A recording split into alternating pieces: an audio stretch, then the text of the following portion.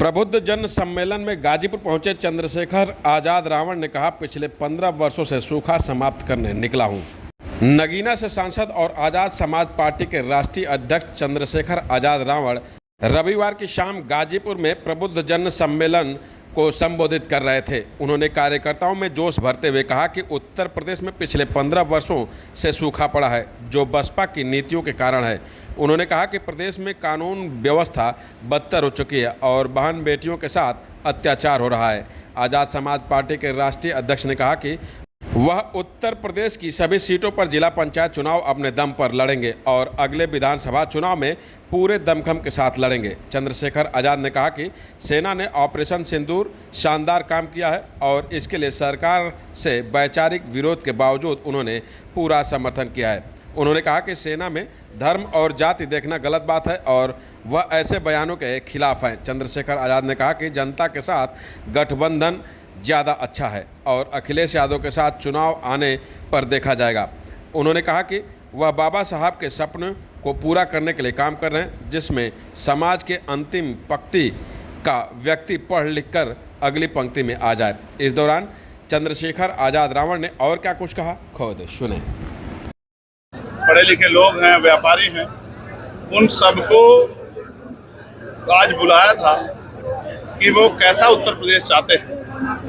पिछले 15 साल का सूखा हक वंचित बहुजन समाज के खाते में आया है। पिछले 15 साल हो जाएंगे 2027 में कि वो जुल्म जाति अन्याय अत्याचार के शिकार हो रहे हैं और सरकार की जो योजनाएं हैं वो भी ऊंचे मकान और फीके पकवान जैसी। इसलिए हक वंचित समाज में भाईचारा बना के और बूथ सेक्टर संगठन को जो है विधानसभा के संगठन को मजबूत करके आजाद समाज पार्टी 2027 के चुनाव को मजबूती से लड़ेगी और जो त्रिस्तरीय पंचायत चुनाव हैं उनको भी बहुत मजबूती से लड़ेगी। उसी की तैयारी के लिए मंडल वाइज ये समीक्षाएं और प्रभु सम्मेलन चल रहे हैं।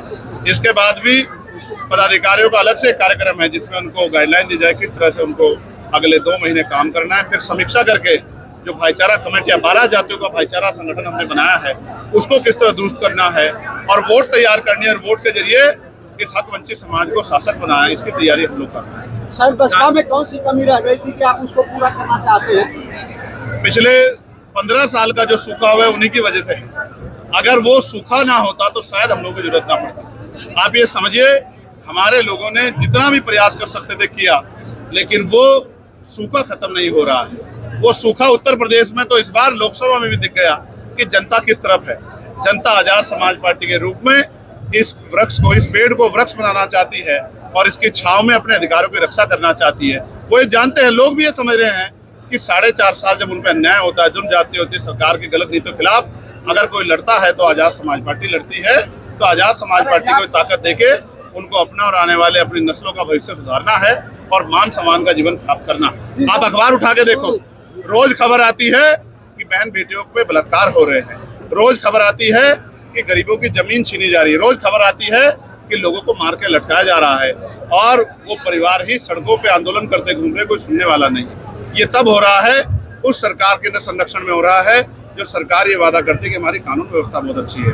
कानून व्यवस्था बहुत बुरी है और जनता इस जंगल राज से मुक्ति चाहती है, वो मुक्ति का विकल्प चाहती है और आजाद समाज पार्टी एक ऐसा दल है जो सभी को साथ लेकर चल रहा है। इसलिए मेरा विश्वास है कार्यकर्ताओं की मेहनत संघर्ष से आजाद समाज पार्टी ताकतवर होकर उत्तर प्रदेश की सत्ता में आएगी और 403 विधानसभाओं पे हमारा ये जो संघर्ष है वो तेजी से आगे बढ़ेगा। अगले 1.5 साल में हम अपने बूथ सेक्टर विधानसभा कमेटी को मजबूत करके विधानसभा की तैयारी को मजबूती से आगे बढ़ाएंगे।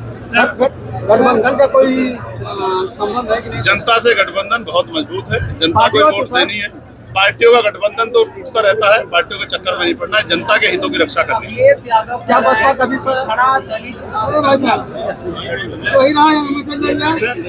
अभी जिला पंचायत का त्रिस्तरीय चुनाव हुआ, उसके बाद फिर 2027 में चुनाव आएगा उत्तर प्रदेश का। इस चुनाव को आजाद समाज पार्टी कैसे लड़ने जा रही है? देखिए, आजाद समाज पार्टी लोगों के बीच में पहुंच रही है। एक तरफ वो दल हैं जो पैसों के आधार पर आगे बढ़ रहे हैं, दूसरी तरफ मेहनत करने वाले दल हैं जो जनता के मुद्दों को लेकर आगे बढ़ रहे हैं। आज शिक्षा के नाम पे बाजारीकरण उत्तर प्रदेश में हो रहा है, नहीं हो रहा है। प्राइवेट स्कूल किस तरह से लोगों की खाल खींच रहे हैं। हर साल नया सिलेबस देते हैं, सिलेबस के लिए दुकान बताते हैं, कि वहीं से किताबें मिलेगी, फीस अपने आप तय करते हैं।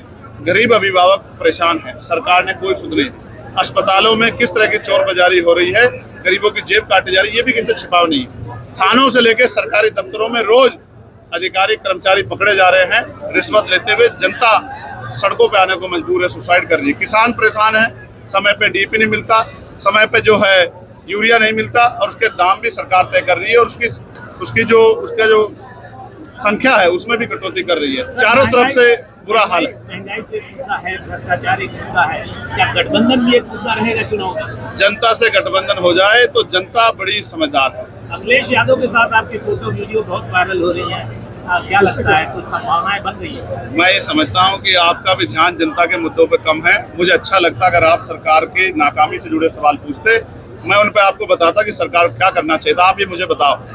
अंतर्राष्ट्रीय स्तर पे बात करते हैं, क्या पहलगांव हमले के बाद, ऑपरेशन सिंदूर के बाद जब सीज फायर हो गई, तो क्या लगातार हमारे सेना के जवानों की जान नहीं जा रही है, कि शहादत नहीं हो रही है? बिहार के 3 लालों को शहादत जो है, इम्तियाज साहब को, राम प्रसाद बाबू को, मनीष कुमार को जो है 14 तारीख को गोली लगी। तो ये कैसा सीज फायर? हम इतने कमजोर हो गए क्या? इतने मुट्ठी भर के देश से जो है डरपेट है? सर, आप संसद में हैं, संसद सदस्य हैं, आप भी कुछ सुझाव दे सकते हैं जनता को? मैंने सुझाव भी दिया और मैंने विशेष सत्र बुलाने की मांग भी की। हमने सरकार को कहा कि आज पूरा देश खड़ा है, रोज रोज सैनिकों के और बॉर्डर पर रहने वाले हमारे लोगों के जान से खिलवाड़ नहीं होना चाहिए। सरकार को आतंकवाद के खिलाफ सख्त कदम उठाना चाहिए। लेकिन हमारे समझौते तो अब अमेरिका में बैठे अमेरिका के नेता करा रहे। हम इतने कमजोर तो नहीं थे। हम तो तब भी कमजोर नहीं थे जब 20 साल पहले थे। अब तो हम आगे चल रहे हैं। सर, ऑपरेशन सिंदूर में एक सांसदों का डेलीगेशन जा रहा है, जिसपे बहुत राजनीति हो रही है। क्या चंद्रशेखर रावण को भी उस डेलीगेशन में होना चाहिए? नहीं, मुझे इस तरह का कोई जो है अभी इन्फॉर्मेशन नहीं है कि मुझे उसमें रखा गया है। हालांकि मैं ये भी बात स्पष्ट कर दूं कि डॉक्टर बाबा साहब अम्बेडकर ने कहा था कि हम अंत्य भारतीय हैं, हम प्रथम और अंत्य भारतीय। तो भारत की अस्मिता, भारत का सम्मान हमारे लिए सर्वप्रथम है, उसके बाद सब कुछ है। इसलिए सरकार से तमाम विरोध के बाद, उनके विचारों का विरोध, उनकी पॉलिसियों के विरोध के बाद भी हमने सरकार को विश्वास दिलाया कि आज देश के गौरव का समय, देश की अस्मिता पे हमला हुआ है, तो हम सब लोग हम देश के साथ खड़े, देश की सेना के साथ खड़े।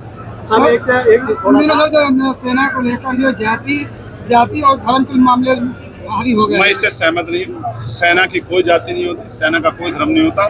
इस तरह से हम सेना का अपमान हमें जाने में नहीं करना चाहिए। सेना के जवान हैं और उन पे हमें गर्व है, क्योंकि वो वहाँ लड़ रहे हैं। इसी वजह से हम यहाँ से उनसे बैठ के मीडिया से बात कर रहे हैं। शिक्षा, स्वास्थ्य, रोजगार पर न तो पक्ष बात करना चाहता है न विपक्ष बात करना चाहता है, इस पे क्या?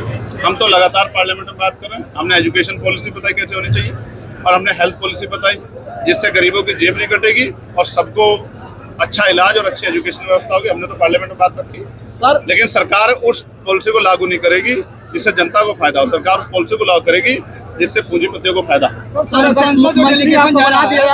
शशि थरूर के नाम पे जो सबसे आगे आ गया है, उसको लेकर कांग्रेस लगातार विरोध कर रही है। यार, मैं आजाद समाज पार्टी के विषय से ये कह रहा हूँ कि सरकार ने केंद्रीय जनगणना की बात की है, उसकी टाइमलाइन भी तय कर दें, डेडलाइन भी तय कर दें तो ज़्यादा अच्छा हो जाएगा, वरना ये चुनावी जमला हो जाएगा और चुनावी जमले के बाद सरकार को जनता के गुस्से से, आक्रोश से जो है रूबरू होना पड़ेगा। बीजेपी सरकार जिला त्रिस्तरीय पंचायत चुनाव और जो विधानसभा चुनाव होगा, आजाद समाज पार्टी क्या सारी सीटों पे अपने चुनाव लड़ाएगी? या जिला पंचायत का चुनाव आजाद समाज पार्टी अपने बलबूते पे, त्रिस्तरीय पंचायत चुनाव अपने बलबूते पे लड़ेगी और बाकी के फैसले पार्टी के होंगे। लेकिन मैं आपको पूछना चाहता हूँ और बताना चाहता हूँ, गाजीपुर की सड़कें मैंने आज देखी। क्या आप ईमानदारी से बताइए, क्या गाजीपुर की सड़कें इस सरकार के झूठ का खुलासा करती नहीं करती? क्या हाल है गाजीपुर का? गंदगी का की क्या हाल है? पानी की व्यवस्था क्या हाल है? आप बताइए, क्या गाजीपुर की सड़कों के लिए मुख्यमंत्री जवाबदेह है या नहीं है? केंद्र की सरकार जो नेशनल हाईवे बनाती है उससे तो हम लोग सवाल वहाँ पार्लियामेंट में करते हैं, लेकिन राज्य सरकार जो है जो बड़े बड़े वादे करती पीठ ठोकती है, तो मुख्यमंत्री जवाब देगी गाजीपुर विकास से छूता क्यों है? गाजीपुर के हर 100 मीटर पे गड्ढे क्यों है? क्या गाजीपुर जिले के लोगों के आत्मसम्मान के साथ खिलवाड़ करने का अधिकार सरकार को मिला है? चंद्रशेखर जी, एक अंतिम सवाल। अभी आपका मैं सुन रहा था स्पीच, उसमें आपने कहा कि संविदा कर्मियों को आप परमानेंट नौकरी करने जाएंगे अगर आपकी सरकार आई। Yes. इस दावे में कितनी सच्चाई? इसमें पूरी सच्चाई है। जिस तरह पार्लियामेंट में मैं निजी क्षेत्रों में आरक्षण का बिल लेके आया था, वो बिल नहीं था, वो ये भी सच्चाई थी कि होना चाहिए। उसी तरह से जितने संविदा कर्मी भाई हैं जो अलग अलग डिपार्टमेंट में आज डर रहे हैं कि कल उनकी नौकरी पे खतरा पैदा हो सकता है, मैं उन सबको विश्वास दिलाता हूँ कि वो घबराए नहीं, वो सेवा कर रहे हैं, उनकी सेवा को पक्की सेवा करने का हम लोग करेंगे। बाबा साहब का संविधान वीडियो वायरल हो रहा है अब ये बीजेपी नेताओं से आप पूछना। सर, संविधान के अनुसार बाबा साहब कह रहे थे कि शिक्षित बनो, संगठित माने शिक्षित बनो, संगठित हो, संघर्ष करो। तो संगठित कहाँ, दो पार्टियां कहीं न कहीं लग रही है, एक बसपा और एक आपकी पार्टी। आप ही को लग रही है, पता नहीं क्यों, पता नहीं आप ही को क्यों लग रही है। एक आदमी घर से निकल रहा है, एक आदमी सड़कों पे खाक छान रहा है, एक आदमी के पैसे से बुलाए से लोग नहीं आ रहे, एक आदमी के यहाँ बैठने की जगह नहीं है। सर, बीजेपी सर अगर सच्चाई होती तो मुख्यमंत्री सुरक्षा लेके नहीं घूम रहे होते।